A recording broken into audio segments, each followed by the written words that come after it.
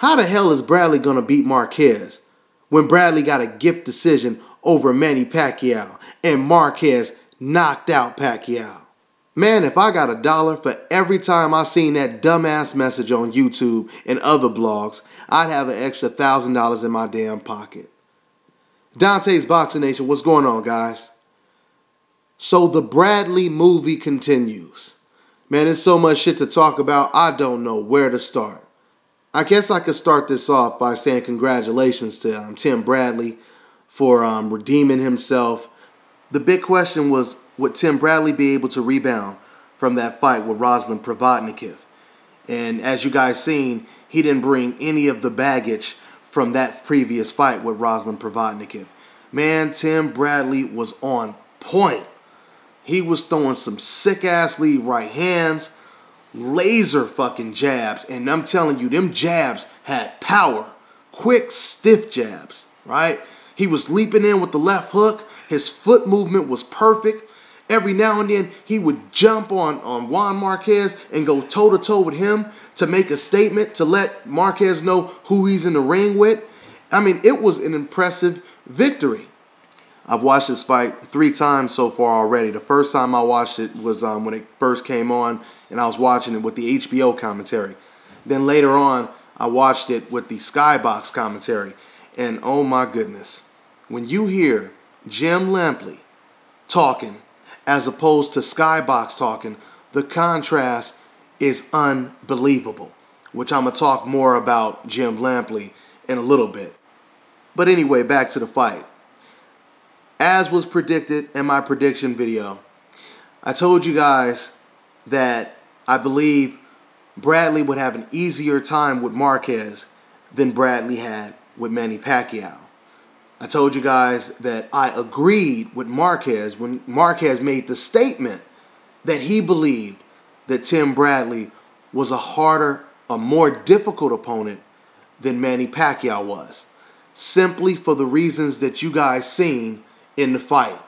Head movement, agility, natural athleticism, rhythm, speed, a determination to win. These were all reasons why Tim Bradley, he pretty much had an easy time winning this fight. You know, this is the reason why I love boxing so much, because the styles they make the fights. And you see a different person when he's in the ring with a different style. When it came to Marquez, did you guys notice the body language from the first round, the body language of Marquez, as opposed to when Marquez was in the ring with Manny Pacquiao? It was totally night and day. Okay, when Marquez was fighting against Manny Pacquiao, Marquez, he had this face expression, just looked like a menacing dog foaming at the mouth. Like he was so eager, eyes wide open. He was just ready to capitalize and take advantage of all of the dumb mistakes that Manny Pacquiao makes, right? But that's not the look that we seen in this fight. In this whole fight, Marquez, he had a look of concern. He had a look that, you know, this was going to be very difficult, as he projected it was going to be very difficult. You know, I've been telling you guys this, and I told you guys in my breakdown video. I told you, Marquez has never dominated anyone that he has ever fought. And his kryptonite is counterpunchers and boxers. But realistically, to Marquez's defense, almost everyone's kryptonite is a slick, quick boxer. The American slick style is the most difficult style to defeat. If you look at the history of this sport, you'll notice a lot of great fighters lost to this type of style. I know the excuses are going to pour in. They're going to try to make all the excuses in the world for Marquez. But the bottom line is Marquez was the favorite. And let me tell you something. Out of all the predictions that I have done, this will be the most satisfying prediction victory for me. Because, man, I had so many casual fans and dudes at the gym that was talking so much shit about this fight. They thought I was crazy. They were like, what? You think Bradley is going to win? you are really smoking some stuff. And I had so many dudes telling me he ain't got a chance. Bradley gonna get brain damage. I had cats of all different races and colors telling me this about Tim Bradley. I mean, it got to the point to where they was irritating me so much, I had to finally go ahead and put a wager down. I bet one guy, you know, and everyone else was listening, and they said, wait, you betting on Bradley? Oh, let me get in on this. So I had two, another dude got in. You want to bet? Okay. You want to bet? All right, go ahead. You know, I don't normally do that. You know, there's only been, since I've been out here in Vegas, there have only been 2 fights that I have actually went up to the casino, the sports book, and actually bet on. That was the Bradley versus Pacquiao fight, and that was the Guillermo Rigondeaux versus Donaire fight. I was about to bet on this one too, but since I had so many ignorant ass fools at the gym that had so much money on what's his name, Marquez, I said let me go ahead and just make this money. So yeah, I go to the gym tomorrow and collect. You know, this performance was a flawless performance by Tim Bradley. It reminded me of the second half of the Bradley versus Lamont Peterson fight when he was just outboxing the shit out of Lamont Peterson. That's basically what he did in this fight against Marquez. Marquez had no clue. Marquez did not know if it was nighttime or daytime. He didn't know what the hell was going on in the ring. Because, like I said, man, he could not deal with that type of style. And the only reason that Marquez took this fight was completely under a false sense of security. Like I told you guys before, Tim Bradley had been calling out Marquez for almost 3 years, at least 2.5. And Marquez never had any interest in fighting Tim Bradley. But soon as Tim Bradley looked terrible against fucking Provodnikov, then all of a sudden, Marquez felt this is the time. Same thing with Manny Pacquiao. Manny Pacquiao, you know, he talking about, there's no reason for me to fight him. I'm not going to fight that guy again in a rematch because everyone knows that I beat him. Soon as Bradley looks bad in the Provodnikov fight, oh, you know what? I changed my mind. I'll go ahead and fight him. Matter of fact, I'll give him extra money. That's how bad I want the fight now. False sense of security. You got lowered, you basically got lowered into a trap. Okay? That's exactly what happened. That's the same thing that happened with Oscar De La Hoya when he fought against Bernard Hopkins. When Bernard Hopkins had been calling out Oscar De La Hoya for years. And as soon as Bernard Hopkins ended up fighting I forgot, it was some Australian guy who was just running in the ring, and it was a boring fight, and it was boring because the guy was running from Hopkins. But you know how they get down on HBO. The Larry Merchant, he cussed the shit out of Bernard Hopkins in a post-fight interview. Matter of fact, he had the nerve to tell Bernard Hopkins, you know what? Well, I'm going to make sure this don't never happen again.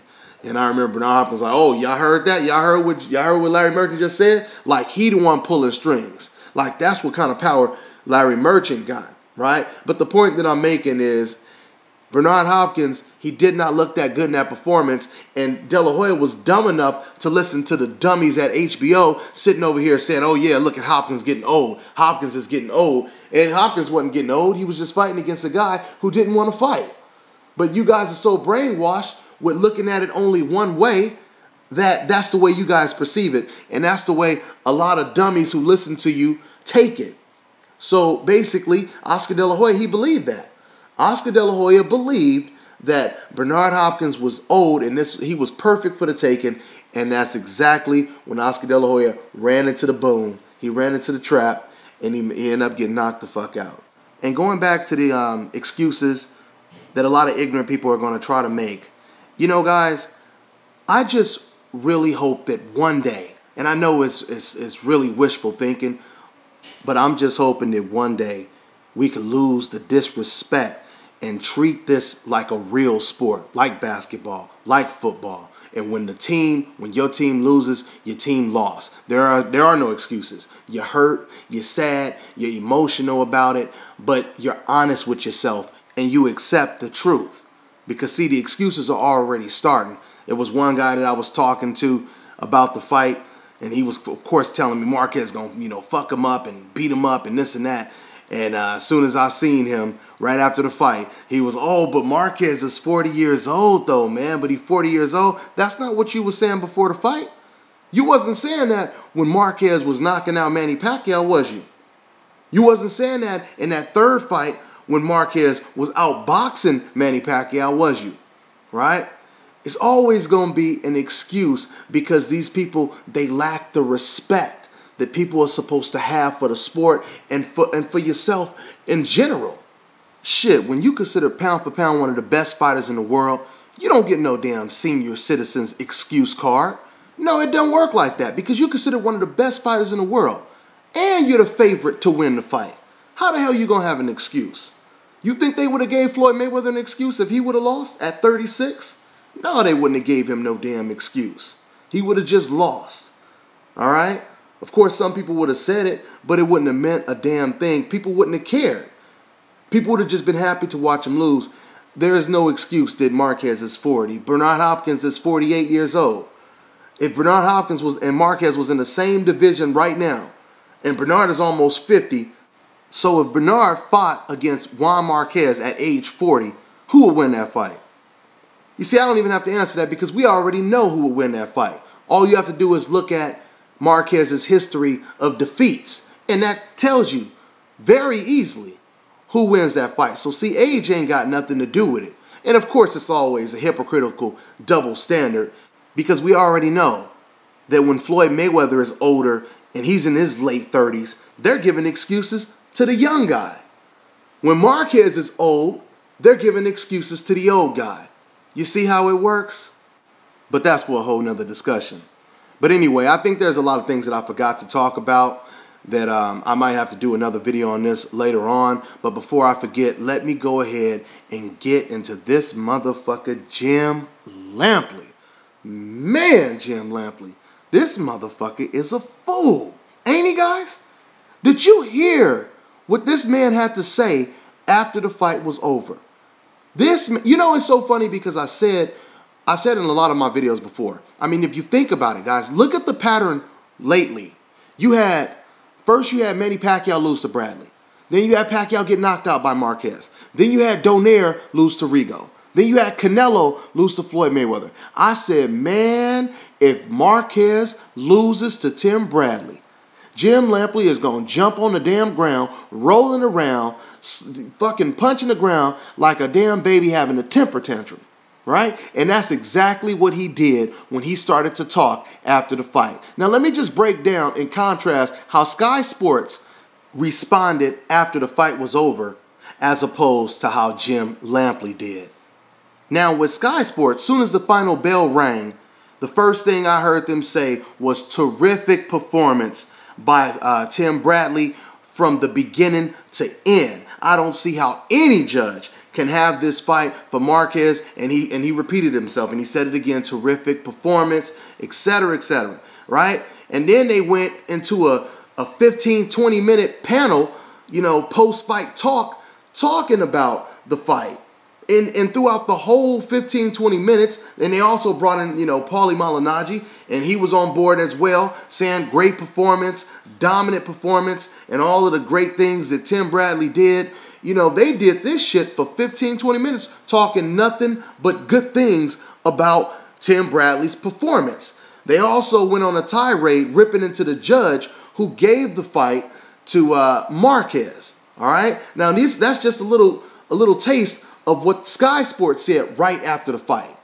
Now, do you know what Jim Lampley said about Tim Bradley? Soon as Tim Bradley finished his post-fight interview with Max Kellerman, the first thing that came out of Jim's mouth was, well, if you listen to the boos, that lets you know right there that this win does nothing for Bradley's popularity. What did I tell you guys before? Haven't I told you guys before? Jim Lampley, he believes that if you can't beat him, you change the rules. You try to convince people that it's more important to lose and be popular than to win and be someone that we over here don't like. That's basically what he was saying, right? And then he goes and he talks to Roy Jones, and he starts telling Roy Jones, he was like, yeah, Tim Bradley, he wants to be pound for pound the best fighter in the world, but he doesn't have the power. But then he realized he caught himself saying something stupid because he said, oh yeah, but then again, Floyd Mayweather doesn't have the power. So which one is it? It's because you're talking with ignorance and you can't make sense. Jim Lampley didn't have one thing to say positive about Tim Bradley after the fight was over when his guy lost.